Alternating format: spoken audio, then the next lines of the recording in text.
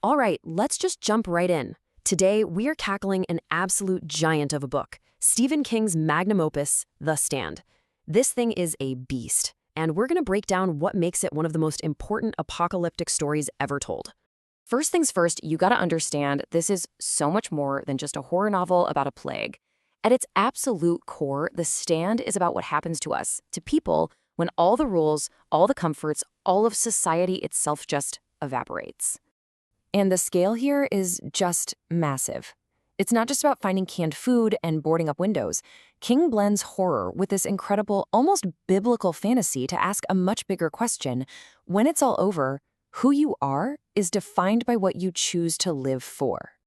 So, how does it all start? It starts with a simple accident, a catastrophic one. A weaponized superflu, nicknamed Captain Trips, gets loose from a top-secret lab. And that one little mistake is the spark that brings the whole world grinding to a halt. Just look at that number for a second. 99%. It's hard to even wrap your head around it.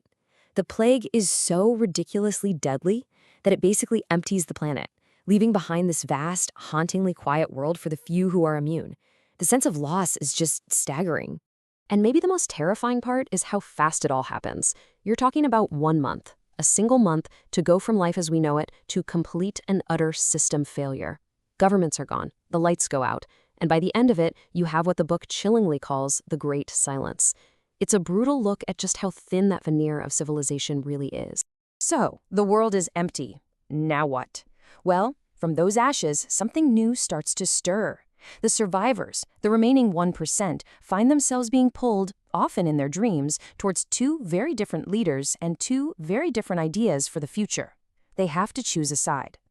And this is the central conflict of the entire novel. On one side, you have people gathering in Boulder, Colorado. They're drawn to this benevolent 108-year-old woman named Mother Abigail, and they're trying to rebuild something based on community and decency. And on the other side, you have Las Vegas, and that's Randall Flagg's territory, built on fear, power, and doing whatever you want, no matter who gets hurt. Oh, and we have to talk about Randall Flagg, the Dark Man, the walking dude. He's not just a bad guy, he's more like a force of nature. He's the supernatural embodiment of humanity's worst impulses. He's charming, he's funny, and he is absolutely terrifying. He's easily one of the greatest villains ever written, period. But for all the epic good versus evil stuff, the real story of The Stand is about the people. The apocalypse acts like a pressure cooker, stripping away everything fake and forcing every single survivor to look in the mirror and decide who they're really going to be. And right at the heart of the good guys is Stu Redman. He's no superhero, he's just a quiet, decent guy from a small town in Texas, but his immunity and his unshakable common sense push him into a leadership role he never asked for, and he becomes the rock of the Boulder community. Then you get a character like Larry Underwood, who has maybe one of the best character arcs in fiction. He starts the book as a selfish, narcissistic rock star on the cusp of fame. The end of the world completely shatters him, but it also forces him to grow up and become the kind of selfless hero he used to sing about. It's an incredible journey. And the cast is just full of unforgettable people. You have Franny Goldsmith, who's pregnant and represents this fragile hope for the future.